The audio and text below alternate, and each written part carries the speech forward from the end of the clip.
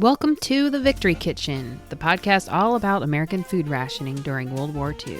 I'm your host, Sarah Creviston Lee, author, historian, and vintage foodie. I'll be exploring the logistics of food rationing, featuring wartime cookbooks and recipes, and highlighting real home front experiences. We're going to be learning exactly what our grandmothers had to do to get their food to fight for victory. Hi, welcome to another episode of The Victory Kitchen. Before we get started in today's episode, I just wanted to tell you about something exciting, a new development. I am going to be starting a Patreon account. If you're not familiar with Patreon is a site where creators can go and share content with their fans, and in return, fans can support them and get exclusive perks in return. So it's a really cool program for my Patreon account based on the tier. Among the benefits you'll be able to receive are 3 exclusive vintage recipes every month from my huge wartime and vintage cookbook collection, voting for which wartime cookbooks you want me to feature in my podcast, plus more voting things I come up with, patron shout outs in my podcast episodes, bi-monthly video flip-throughs of a wartime cookbook in my collection where you can view the books in more detail, plus patron-only merch, including stickers, mugs, totes, and t-shirts via the Patron Loyalty Program. I am just so appreciative of all the love and support from my listeners, and I wanted to be able to give back to you in a little extra way and also have another way that you could support me. So if this is something that interests you, just keep your ear out for the official announcement for when I've launched. It's not happening quite yet. I just have to do a few more things, but it is coming soon. All right, so for today's episode, it is number 22. We are going to be looking into a darker side of food and agriculture in wartime. And we are going to be discussing the Bracero Program. To be more specific, this was the importation of Mexican laborers from Mexico into the United States to help with the wartime labor shortage. And I wanted to say up front that there will be some things that I'm going to gloss over or be vague about, just because I know that some of my listeners are a younger audience, and I want to keep my podcast friendly for all ages. So if you'd like to know more in depth about this topic, please see my resources on my blog for a complete list of books, websites, and oral histories. There is a rich amount of information, and more is being researched on this topic as we speak. It's an expanding topic of learning and history right now. So definitely go to my blog and check out those resources.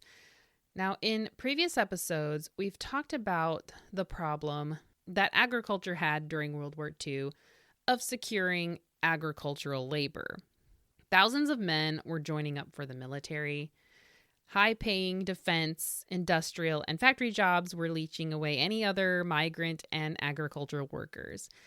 By 1942 and 43, the situation was getting really bad, to the point where farmers were desperate for labor.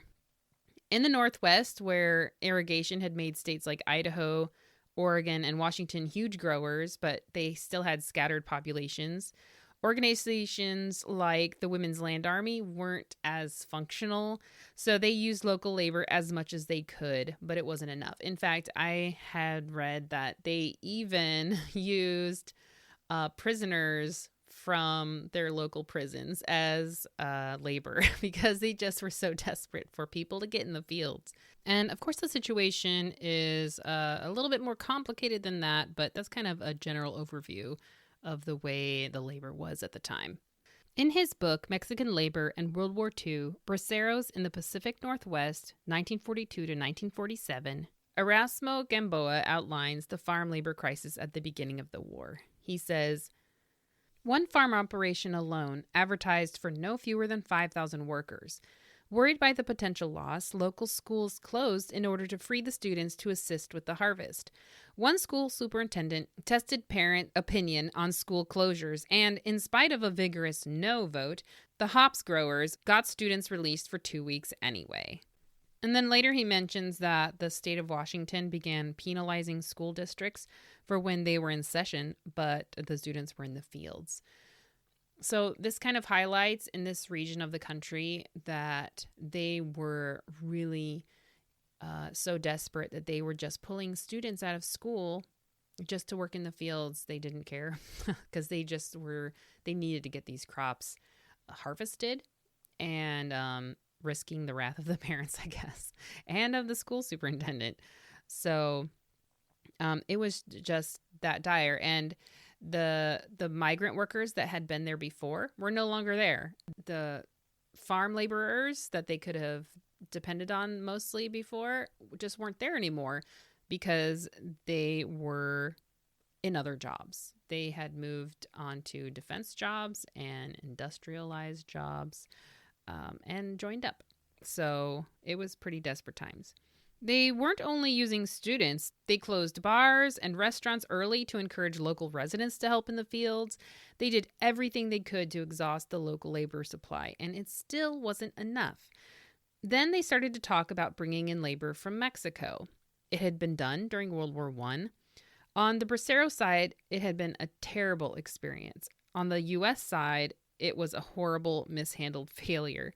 But the U.S. wanted to try it again. Some farmers were in favor of it. Many were against it. The ones who were against it were afraid it would steal away jobs from local folks. Let's take a look at this case study of the problems one area in Oregon was facing. This is from a newspaper article from the Capital Journal out of Salem, Oregon, dated the 3rd of June, 1943. It says, do Salem and Marion County want from 500 to 1,000 Mexican laborers camped in this vicinity for the harvest season during the next 4 months or so? That is a question which can only be answered by the way men, women, and children turn out to harvest the crops this summer, says County Agent Robert E. Reeder, on whom has been reposed the responsibility by the government this year of seeing there is sufficient labor drawn from various walks of life to see that the crops are saved and turned over to the processors. Then it goes on to talk about how there's cherries to be picked, strawberries to be picked, and then it goes into detail about the bean outlook. In beans, the outlook is a little brighter for the platoon system, with about 400 students lined up for the platoons. But that is only a fraction of the 2,500 or more children who will be needed in that harvest. This is in addition to the part-time men and women. We also will be in the middle of the pea harvest next week. Peas will be packed by the Ray Mailing Company at Woodburn, and about 60 viners will be wanted at Dayton. These must be men with strong backs. The cannery will furnish transportation for the 60 men for about 20 days, these going in shifts of 15 men for 4-hour shifts, and it is hoped to secure these from Salem. These are some of the problems. It seems to be up to the men and women and children of the county to respond. Otherwise, if the crops are to be saved, it will be essential to import Mexicans, and the government will import them if there is danger of losing the crops. We are all on the spot, and the answer will have to come from the local people who are willing to assist. So you can kind of sense the note of desperation that is in this article. They're just begging the local people, please step up. Please help us harvest these crops, or else the government will step in and import, outside labor. Do we really want that? And just looking at these numbers of how many people they need and just kind of the tone of the article, it makes you wonder, is this labor actually there? Did they get these people to come and harvest these crops? And this was just one case of this shortage of labor. This was all over the country. This shortage of labor was everywhere, especially in places like California and in the Southwest and in other places. There was just such a shortage of labor. We do talk about that with the Women's Land Army, how that helped. But like I said a little bit earlier, in some places where there were not a huge populations to pull from, the Women's Land Army didn't always function in the best way for that area. So they really did need that extra help. So this is where the Bracero Program comes in. What was the Bracero Program? Well, first of all, what does bracero mean? Bracero is a Spanish term meaning I've come across different interpretations. One meaning manual laborer or someone who labors using his arms. Officially, this program was referred to as the Mexican Farm Labor Program. It was created through executive order on August 4th, 1942, to aid American farmers by boosting the available farm labor. This was done through an agreement between the U.S. and Mexican governments to bring Mexican agricultural workers into the U.S. on temporary work contracts. So why was this needed? Well, we've talked about this a little bit. A severe farm labor shortage. Lots of labor going into industry. Men were enlisting, etc. Local help just wasn't there. The risk of losing crops was huge. Some crops were being tilled into the ground. Some farmers were just starting to plant less because they thought, well, I don't have the labor, so I'm just going to plant less. This kind of behavior was not good in a time of war. So something had to be done to get the labor needed to the farmers. Now, you might know by now, I like getting into the nitty-gritty. So I really wanted to look at the terms of the contract with these workers that were coming from Mexico. And this book by Erasmo Gamboa really outlines this very well. He goes into great detail. I'm so grateful for this book because it is the only one like it out there that delves specifically into World War II. So I am so grateful for his work. So how it worked was the employment was exclusively in agriculture. They did also use Mexican laborers for the railroads, but that was a bit separate. They even had like separate kind of recruiting places, but it was kind of under the same big umbrella.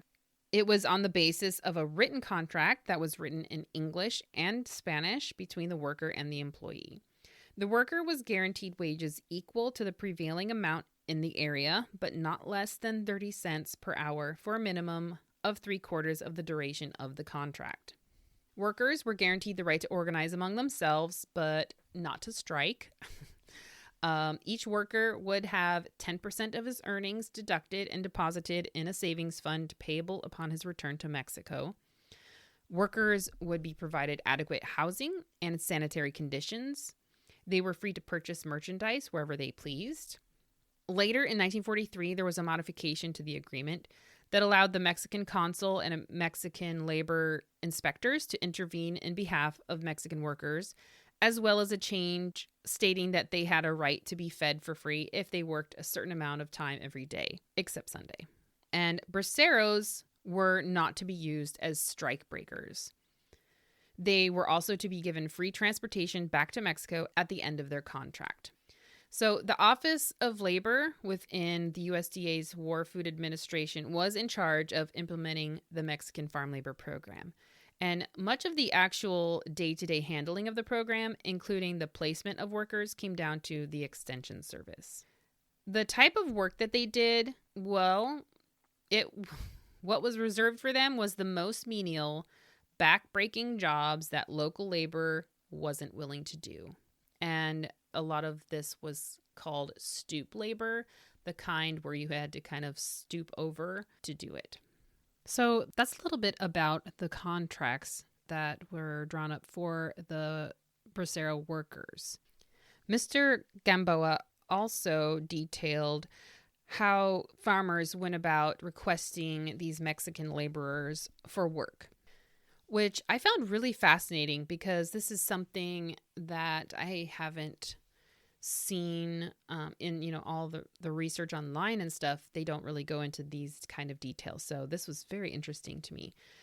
Farms were required to organize into farm labor associations, which functioned only for entering into contracts with Mexican workers. In 1942, individual farms requested the labor that they needed, but this created a huge amount of paperwork and encouraged labor hoarding. So in 1943, they made a change.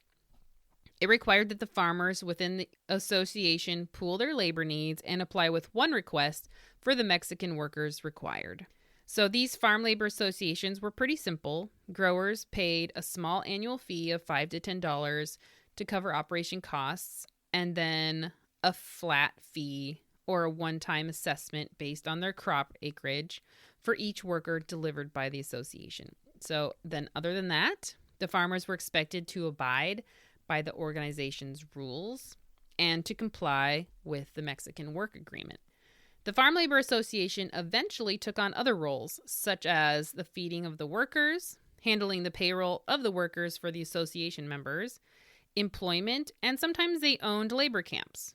Mostly, though, they were responsible for acquiring the Mexican labor that the members needed, which was very useful considering every farmer's labor needs and lengths of time they needed the labor were different.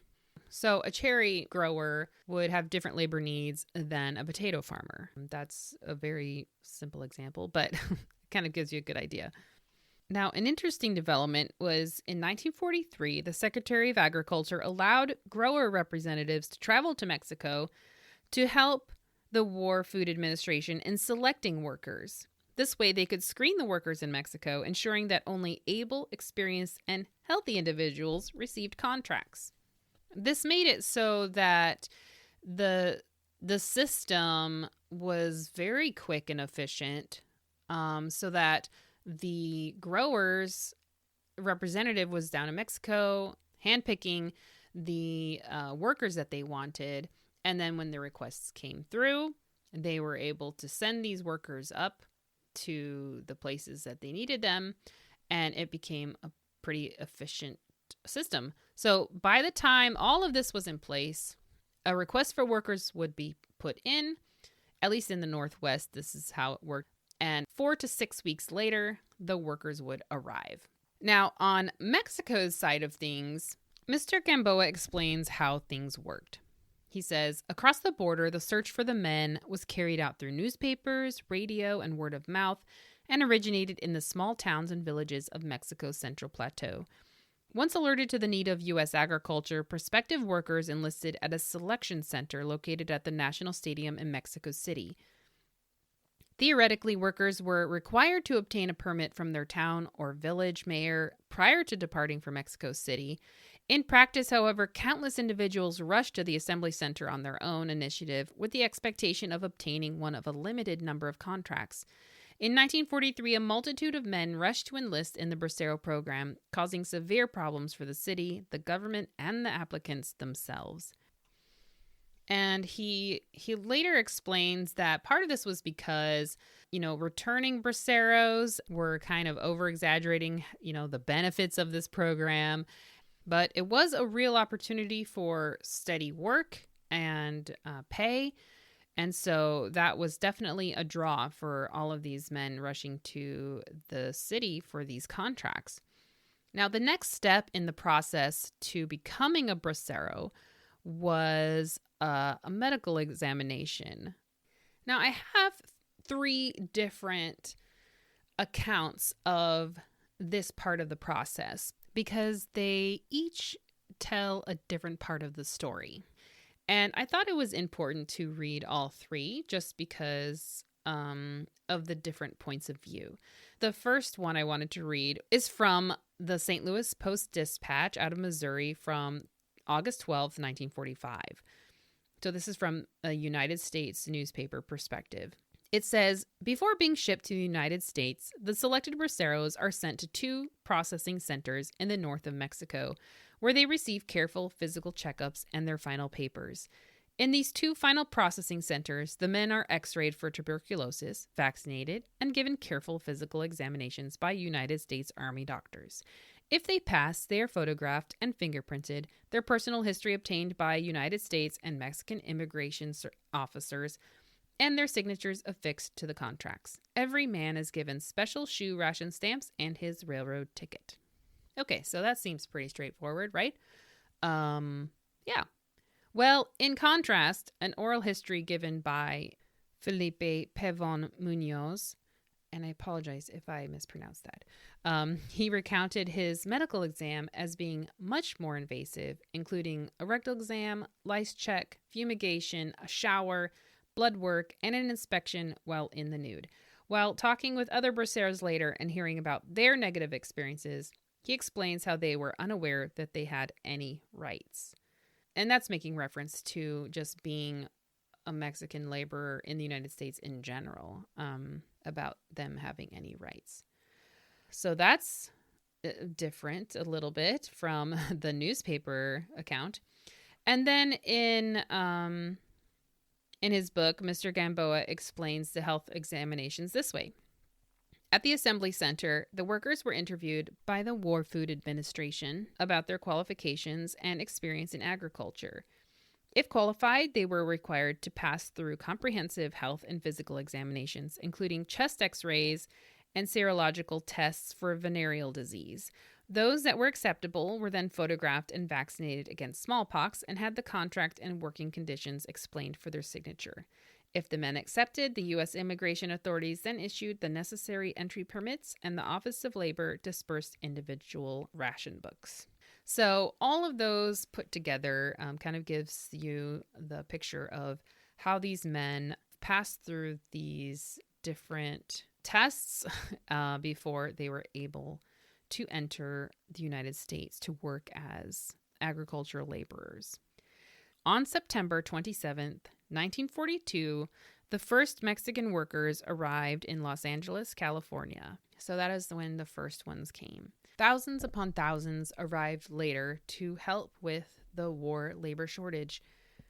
Now we're going to be talking about the expectations versus the realities. And this is where the American ideals and the newspaper reports paint one picture, but when you dig into the real life experiences of the Mexican workers, it's quite another picture. And so I'm going to be discussing a few of, the expectations of, what they were reporting in newspapers, and then mostly focusing on what actually happened, what a lot of these men actually went through, and what their experiences were really like. Now, for these experiences, I'm going to be pulling from a couple newspaper articles, and then I'm going to be drawing a lot from Mr. Gamboa's book, just because he details so well, a lot of the experiences of what the laborers went through. And then I also have a couple oral histories that I am also going to be reading from.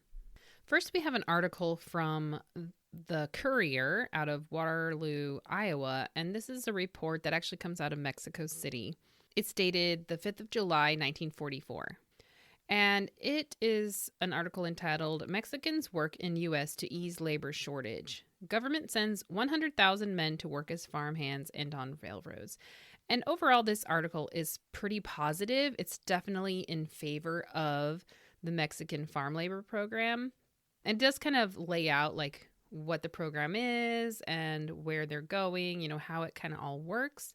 But this part kind of stood out to me. It says, Mexicans need the money. Most of the men are delighted with their experience in the U.S. They make more money many times over than they could earn in Mexico. Their families are better provided for, and in some cases, a small capital is available to buy a farm at home or farm machinery. Most men send part of their pay to their families, and when the first money arrives here from an absent bracero, the rejoicing is great and sometimes moving. Not everyone in Mexico has enough money. Naturally, there have been some dissatisfied men. Some of these have come home and told stories of discrimination and lack of cooperation from Mexican consuls in the States. The Department of Foreign Affairs recently took several such reports and flatly denied them. The department made use of the occasion to reaffirm the government's satisfaction with the whole plan. Now, this is a little suspicious just because, if men are coming back and reporting discrimination, coming from our point of view in modern day, we know that they probably weren't lying. And the government in Mexico, they wanted this program to succeed, no doubt, and the U.S. as well. So squashing any, negative things about the program was in their best interest. So that's kind of where, I'm kind of seeing this article coming from. They don't want there to be any negative press about it. And since this article is coming from a very positive point of view, it's interesting that they're even putting this in there, but probably saying, hey, There were some people saying there's negative things, there's discrimination, but you know what? It's not true. So I thought that was very interesting. The second interesting part is that they're really pushing and highlighting the fact that they're making really good money. And it's a cause for rejoicing for a lot of Mexican families. And no doubt that this was the draw for a lot of these Mexican laborers for going to the U.S. This was a big blessing for their families. But it's just kind of how they're phrasing it is also very interesting, and just kind of adds to the positive message and propaganda of this particular article. So going back to the St. Louis Post-Dispatch August 45 article, it says, according to officials of Mexico's Ministry of Labor, the Bracero Program is strengthening friendly relationships between Mexico and the United States. Mexicans by the thousands are getting acquainted with their neighbors north of the border. Workers like themselves, they are earning equal pay under good living conditions. American workers are finding that the Mexicans are good, industrious, and friendly people. So this paints a rosy picture, and most of the time this was far from the truth. And what I mean by that is the friendly neighboring country thing was really kind of hiding the discrimination and prejudice that people felt and that they acted on. Also, that they're living under good conditions with earning equal pay, not so much. And we will get into that. And if we think about these individual men coming from various parts of Mexico into a completely different country with a different language, how overwhelming that might have been. I really like how Mr. Gamboa talks about this in his book. He says, although the men came from throughout Mexico, the greater number were from the rural, least developed, and more isolated regions. Furthermore, they were of the lower socioeconomic classes with life experiences limited to their own localities. This meant that in spite of the fact that the contract was explained to them before they affixed their signatures, most of the men did not have a rudimentary understanding of the terms and conditions. So, someone from a tiny village trying to comprehend being away from their family for the first time and becoming accustomed to a strange language, different work ethics of different farmers, and all the other cultural factors of living in a different country. I mean, you can imagine how it would have been quite a difficult adjustment. And not just that, but adjusting to the differences in food was hard.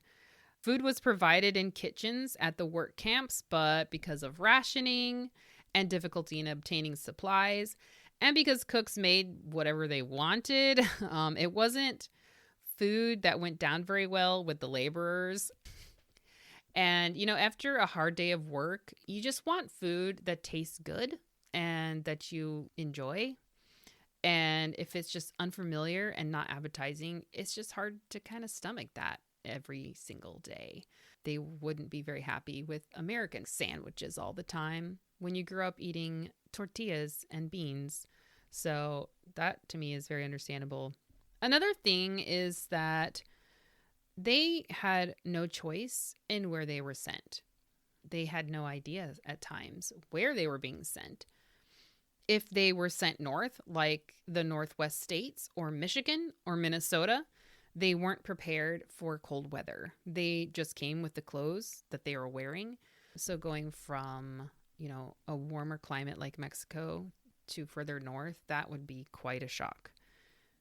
Many were, if not most, were illiterate with very little education. And that was definitely exploited. Most of them only spoke Spanish. If they stayed relatively close to Mexico in states like New Mexico, Arizona, California, or Texas, there were built-in communities of Spanish speakers.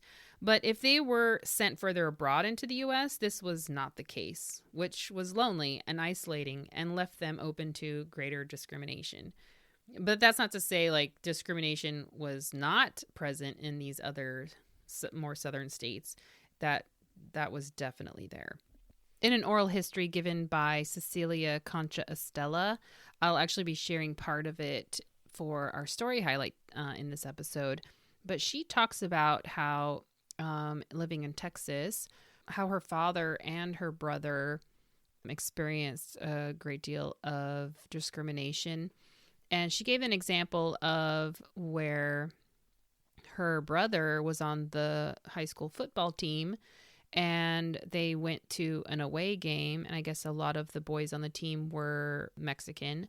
And the coach, they stopped to get food, and the coach had to get off the bus, go into the restaurant, buy food, and bring it back to the bus because they weren't allowed to go into the restaurant to eat.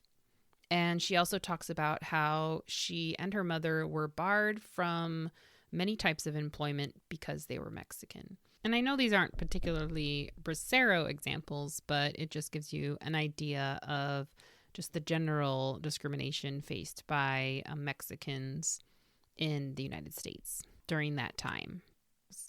And then there was the back-breaking work, the stoop labor.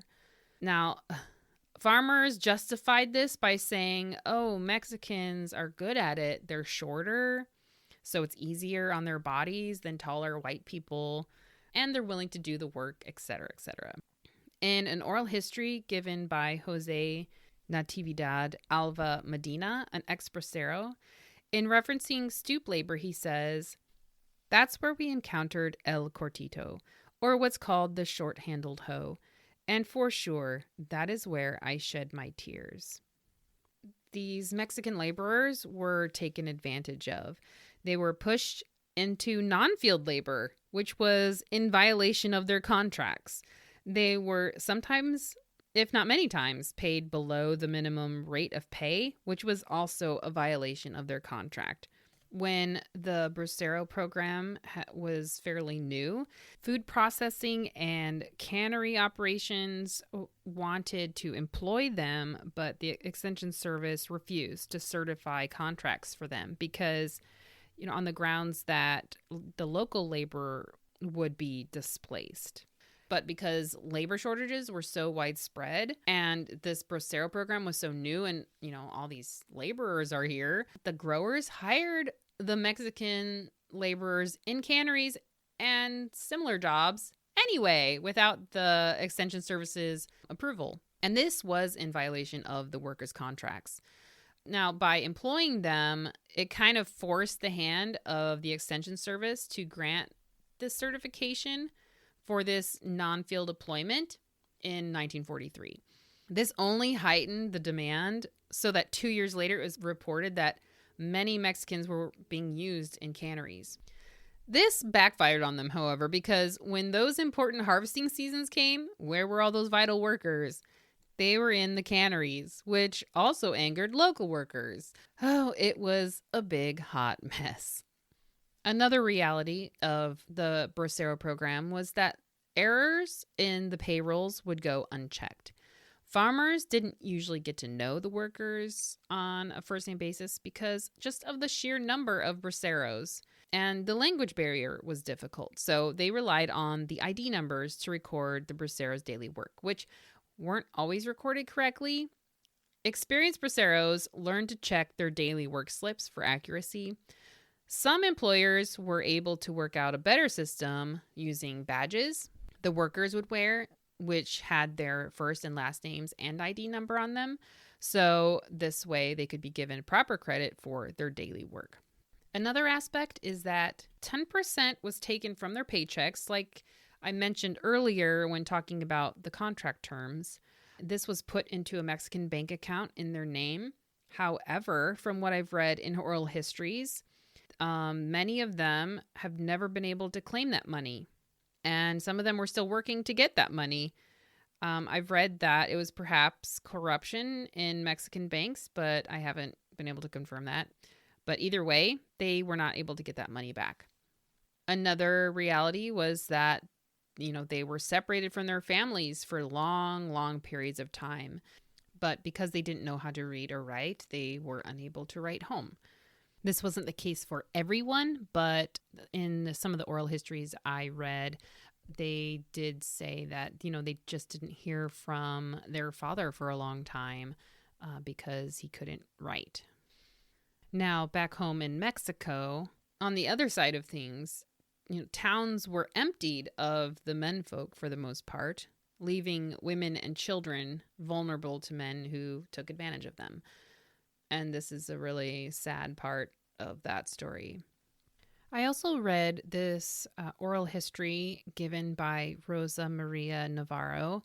She was talking about her father, Genaro, who was a bracero. And she talks about how he was made to donate blood every 8 days so that it could be sent to the soldiers fighting in World War II.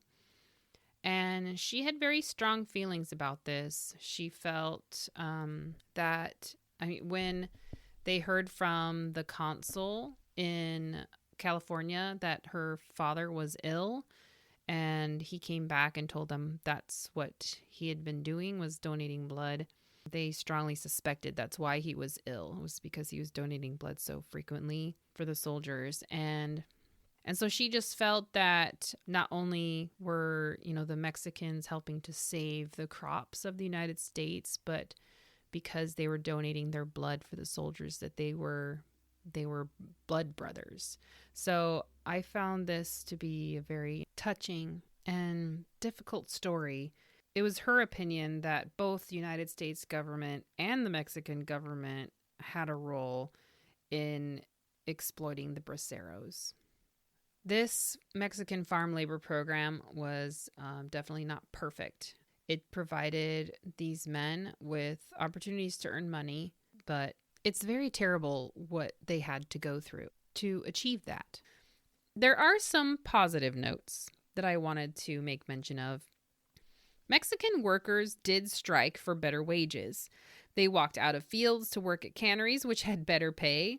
This caused problems because it's not what they had been brought to the U.S. to do, and it was against their contract to do so. But they were taking things into their own hands for better pay.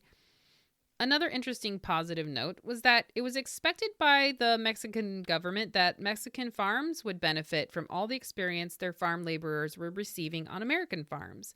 From the oral histories that I was studying, it seemed like a good majority of them ended up in the United States.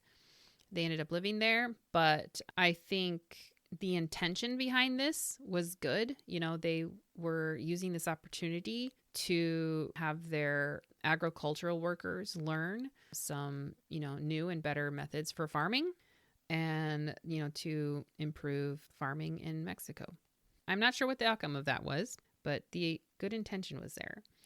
Another interesting thing I came across in a newspaper was that there were Mexican civic centers that were organized in cities as a place of community support for Mexican immigrants and local Mexican culture outreach. They held dances and celebrations with food. I even read in an article an instance where they helped some braceros who got stuck in Chicago without a place to stay. This article comes from the Chicago Sunday Tribune from August 12, 1945. It says, "No matter what the problem is, members of the Mexican Civic Committee attempt to help those who call on them for aid. Recently, they came to the rescue of a group of braceros, Mexican workers brought to the United States under a 6-month contract to help in war work. Stranded in Chicago without funds, the braceros were given food and lodging at the center until their difficulties were adjusted." And then has a picture of them dining with members of the Mexican consulate in charge of imported Mexican workers. It says the braceros are now doing agricultural work in South Bend, Indiana. So it was just really heartening to read. There were organizations in the United States that were there for, Mexican support and outreach in in a country that wasn't always the best at welcoming people who are different. I think, as some final thoughts from the Bracero History Archive website, its introduction concludes, "In practice, employers ignored many of the rules, and Mexican and native workers suffered, while growers benefited from plentiful, cheap labor." And I think that kind of sums it up. The pressure and expectations placed on farmers and growers and the lack of available labor created this perfect storm in American society that in many ways hurt local workers and Mexican nationals who came here as our guests. It was an opportunity for Mexican laborers to earn money in the United States.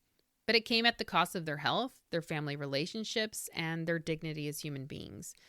In the oral histories I read through, many of the Braceros look back on the experience as a positive one because they were able to provide for their family.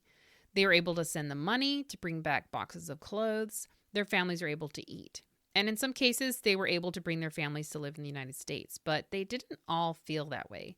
One man, after his experience, had no desire to live in the United States, especially after his treatment there. Hundreds of these experiences of the Bracero workers have been recorded, and much more work is being done to study this time in our country's history. Why is it so important?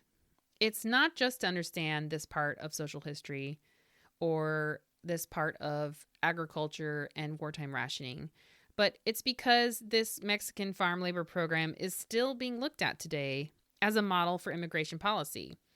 I encourage you to go through the resources on my blog to learn more, because this is a piece of history still in motion, and it will be interesting to see how it continues to shape the future.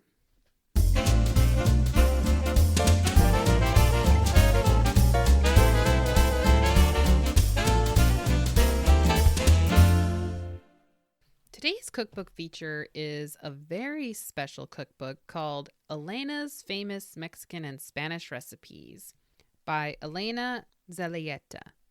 This was published in 1944 and is a wonderful, wonderful collection of Mexican and Spanish recipes. And the introduction for this book is actually introducing Elena. And this introduction was written by Catherine Carey. And she says, "I wish I had the power to let you know my friend Elena as I know her. First, let me tell you, Elena is blind. Not the blindness that evokes pity, for Elena is a bouncing ball of pep, gaiety, kindliness, and heart. A heart so big it encompasses all she meets.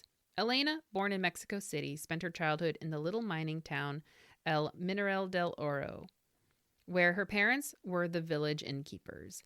It was in this setting Elena learned the magic of foods.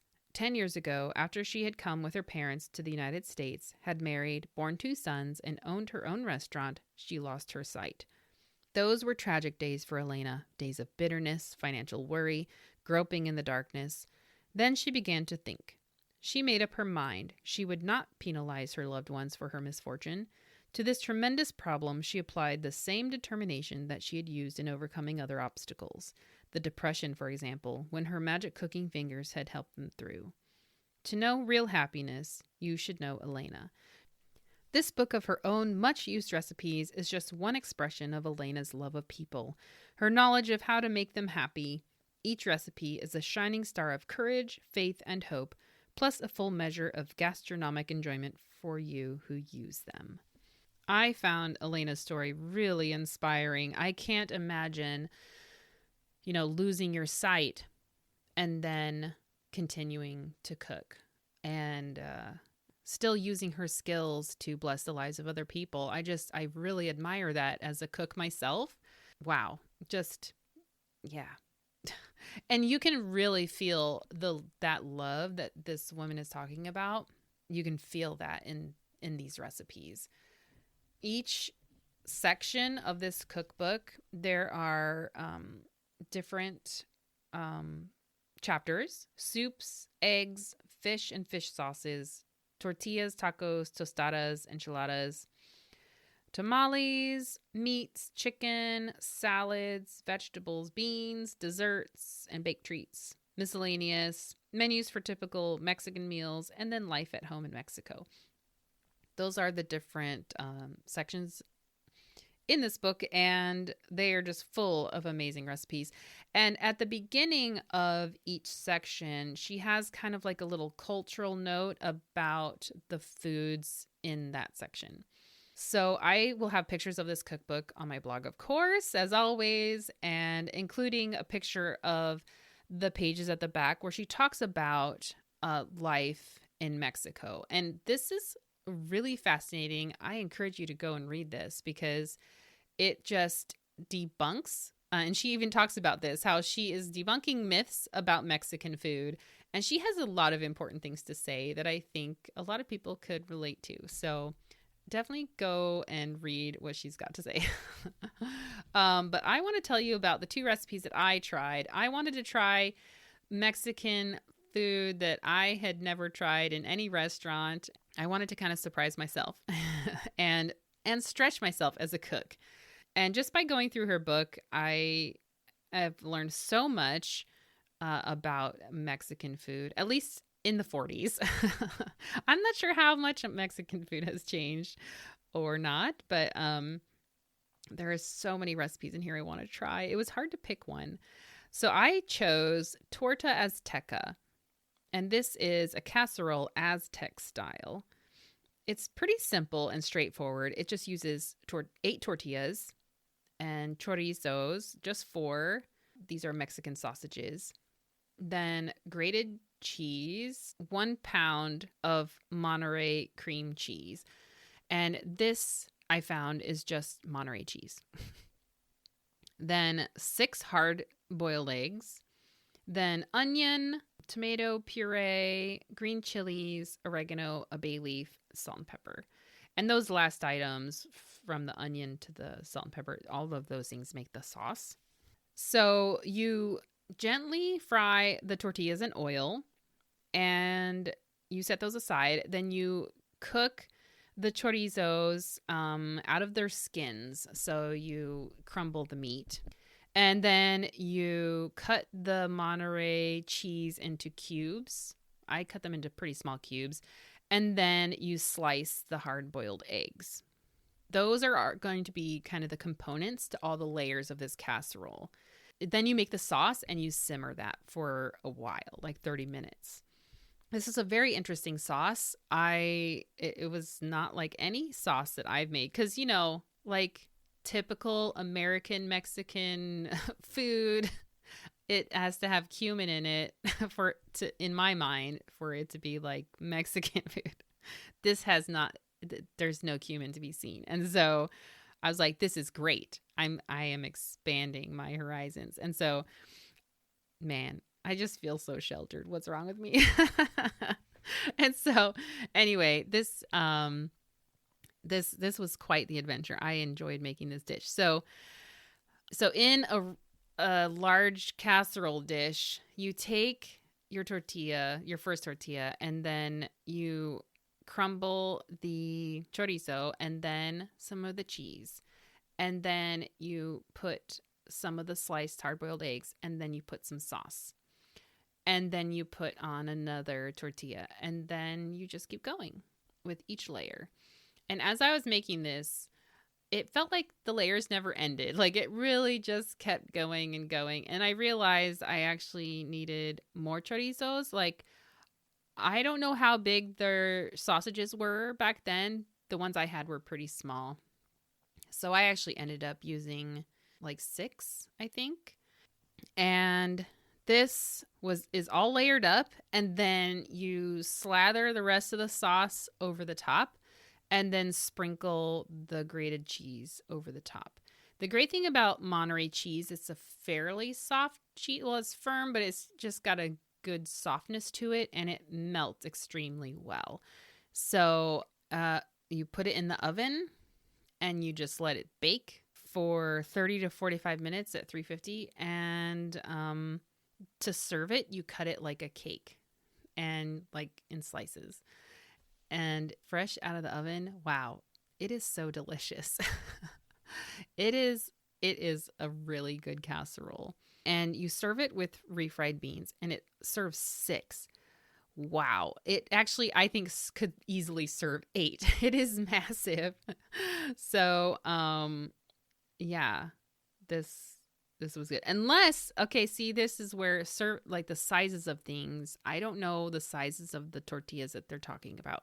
I just use regular size, not burrito size tortillas, but just kind of regular size tortillas. So they could have been talking about smaller tortillas. I don't know. So this is where it's just a mystery, because we don't know the sizes of tortillas in the 1940s. At least I don't. But anyway, it was delicious. I highly recommend this recipe to try it. And you can see how experienced I am with Mexican food. I am not that experienced. And so I just so you know, I am keeping this cookbook in my kitchen because I want to learn a lot more from Elena. She has a lot to teach me. So for the second recipe, I wanted to try a dessert. As always, I'm a sucker for desserts. So I tried a dessert called leche quemada. Now, I actually did not make the leche quemada recipe. I went to her notes for the recipe and made the shortcut recipe. So I feel bad about that. I kind of want to go and make the, legit stir it for 2 hours recipe, which is a quart of milk, a cup of sugar, a 3/4 cup blanched almonds that are ground, and then 2 sticks of cinnamon. And that's what you cook for a long time on low heat. And I just want to do it. I just want to commit to it and make it. But I didn't have that time. So instead, I did what she recommended as another option, was to drop an unopened can of sweetened condensed milk into hot water and simmer for 2.5 to 3 hours. Now, I mean, it sounds like, yes, it takes longer, but you don't have to sit there and stir it to keep it from burning. But you do have to watch it because you don't want your can to explode because the water got too low. So you have to keep it covered in water, like an inch of water. After it's simmered for that amount of time, you cool it and remove from the can and serve. And it makes this really thick. I mean, it's dulce de leche, if you've ever had that. It's just really thick, caramelized sugar milk stuff. It's so good. And so then she says a delicious combination may be made by placing on a plate a slice of pineapple, then a heaping tablespoon of this leche quemada, a teaspoon of whipped cream, and a sprinkling of chopped walnuts. All this may be topped with a maraschino cherry. So that is what I made. I did not add the walnuts, but I did everything else. So I did the pineapple with this leche quemada and whipped cream and the maraschino cherry. And it was quite tasty. Very refreshing for like a warm summer evening. Of course, we're not going into a summer evening these days, at least not here where I live in Maryland. But I don't know. You can have this any time of the year, really. It's just very tasty and not too sweet. That's the other thing. If you want something that's on the less sugary side, this is definitely a good dessert to try.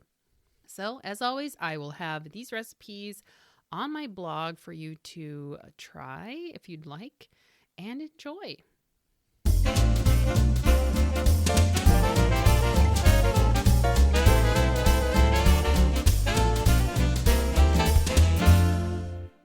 Today's story highlight comes from an oral history given by Cecilia Concha Estella. She was born in El Paso, Texas in October of 1925, and she was the second generation in her family to be born in the United States. Her grandfather immigrated into the United States through El Paso, Texas, and in her oral history, she recounts some of her memories of World War II. And this was an oral history that I found from the University of Texas at El Paso from the Institute of Oral History. In this interview, she was being interviewed by a woman named Myrna, and Myrna is asking her a little bit, to tell her a little bit about World War II. Cecilia remembers that her father worked in construction, but because of the war, he was out of work because they were not doing much construction at the time because there weren't enough materials. And so they didn't have a lot of money, especially for, she wanted to get a fancy dress for prom.